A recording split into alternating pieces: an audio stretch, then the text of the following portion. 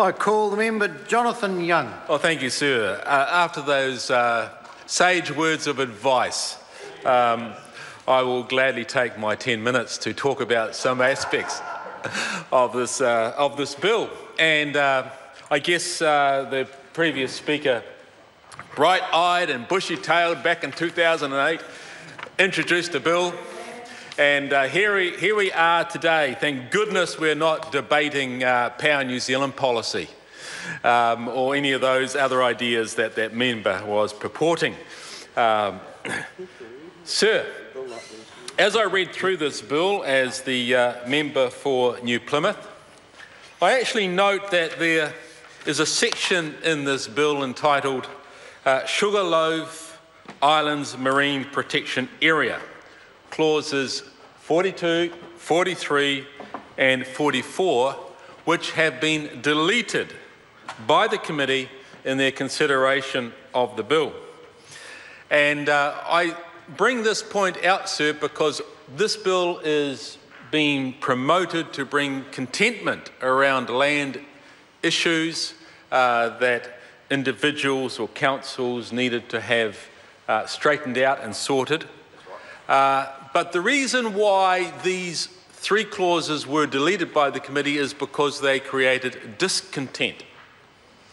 And perhaps, in all good faith, maybe not understood why at that particular time when the bill was introduced, but certainly as time progressed, it became very clear.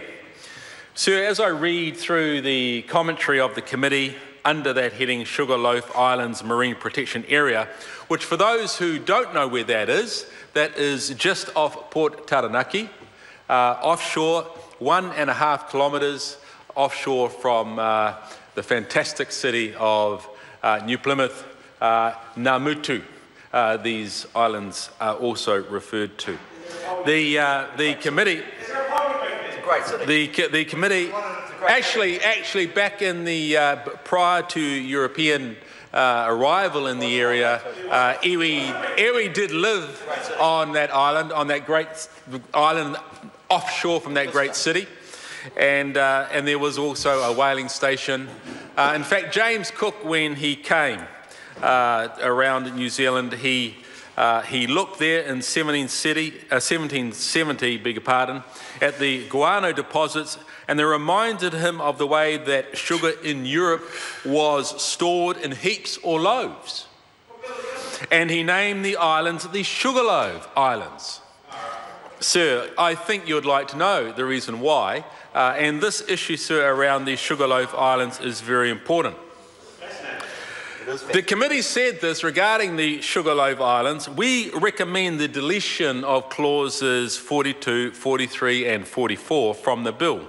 Removing these clauses has the support of all the parties who made submissions on these clauses of the bill. This would allow further consultation with all affected parties and enable the government response to the report of the Foreshore and Seabed Ministerial Review Panel to be incorporated in any future resolution on this matter. So we go back to the Foreshore and Seabed Act 2004, the legacy of the caring and sharing party opposite. Now, Peter Moiahu, a colourful and world-liked leader in our community who comes from Te Atiawa, he noted that the Foreshore and Seabed Act has had no bearing on the already good relationship that he has established with the Department of Conservation and the New Plymouth District Council over Sugarloaf Islands. This relationship has protected interests and ensured involvement in the management of the islands. So, sir, that has been taking place through all these years, and then the Foreshore and Seabed Act just overrode all of that. And so when in this bill there was, in clause 43, this is what it says: the transfer of the land to the Crown. That's the heading of clause 43. The fee simple estate and the following land is transferred from the Taranaki Regional Council and vested in the Crown. And there, further down in Clause 2, it says the fee simple estate, and etc. names a number of the islands, is transferred from the New Plymouth District Council and vested in the Crown. The reason why these clauses were deleted out of this bill is because these islands were incredibly important and significant to local iwi, to Te Atiawa and to Taranaki, and members on the other side of the Foreshore and Seabed Act missed that. And then it was included in this bill to vest the ownership of those islands to the Crown. And I am sure Peter Moehu and others of Taranaki and Te Atiawa would have come and presented to the committee to say, we want those islands to be vested back to us. Sir, it's this government, this national government that has done more for Māori than the previous. I have to just tell the story that back in 2009, Honourable Chris Finlayson, Minister of Treaty Negotiations, came to meet the iwi of North Taranaki, and he heard from their lips and from their heart the story of the land wars that started 150 years prior on the 17th of March. And so he said to them, we want to sign the head of agreement on the 150th commemoration date of the commencement of those land wars in order to start to redress and peel back the issues and the harm that had happened. So on August 2014, and so you'll know and see how relevant this is in my speech.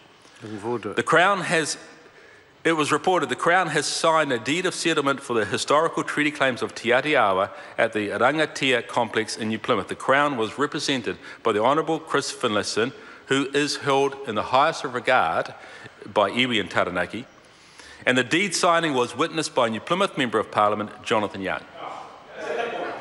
The settlement provides, listen, name drop. Look, I drop the name of Honourable Chris Finlayson anytime I can. He's such an excellent Member of Parliament, an excellent Minister. The settlement provides for the joint vesting of Ngā Mutu Sugarloaf Islands in Te Atiawa and Taranaki iwi. The joint vesting of Ngā Mutu was supported and approved by the New Plymouth District Council and Taranaki Regional Council after consultation with the public. So here we see a redressing. The best thing I can say in this bill, sir, are 3 deleted clauses, because they return back to the iwi of Taranaki and the iwi of Te Atiawa, those historic lands that they hold so precious. Thank you, sir. Great speech.